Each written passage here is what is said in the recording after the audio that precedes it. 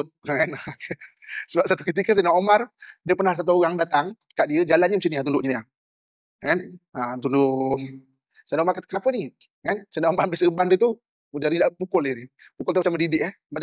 Macam bahasa sekarang, macam bahasa sekarang, senang faham. Macam, apa hal? Gitu lah. Apa hal? Macam itu bukan zuhud. Kan? Walaupun ada orang mentafsirkan zuhud begitu. Okey. Zuhud ni apa? Zuhud ni adalah dunia kita di tangan, akhirat itu di hati. Maksudnya dunia tu tak lekat di hati.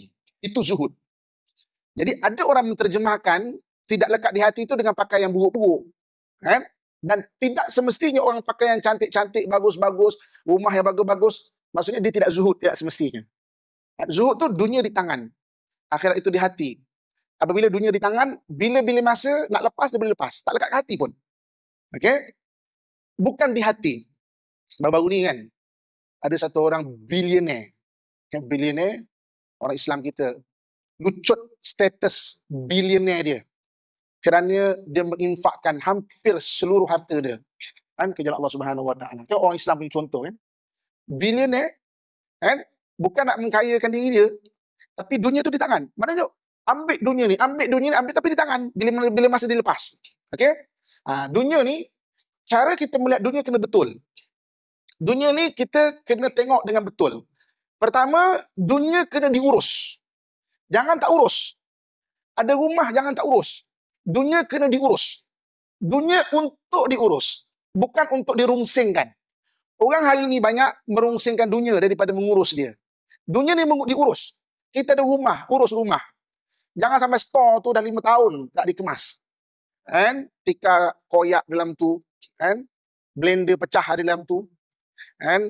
Vacuum rosak di dalam tu. Okay? Servis kereta dah 5 botolnya hitam tu. Kan? Dalam tu. Satu pakailah balik kan. Urus. Store kita kena urus. Dapur kena urus. Buka laci dapur. Plastik tu berapa tahun dah berepuk dah. Jadi sarang lipas pun dia. Kan? Bawah katil kita. Hadiah kahwin 20 tahun lepas. Kan? Masih kat situ. Kan? Dunia untuk diurus. Itu cara melihat dunia. Pertama, dunia kena diurus. Jangan tak diurus. Baju kita diurus. Diseliakan. Kereta diurus. Apa yang ada diurus. Okey? Yang kedua, dunia ni dia sebagai jambatan ke akhirat.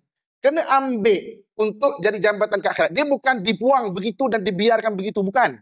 Ambil untuk jadi jambatan ke akhirat. Sampai dunia jatuh ke tangan orang fasik ataupun orang kafir yang merosakkan. Kita tak ambil, diambil oleh orang fasik. Orang fasik boleh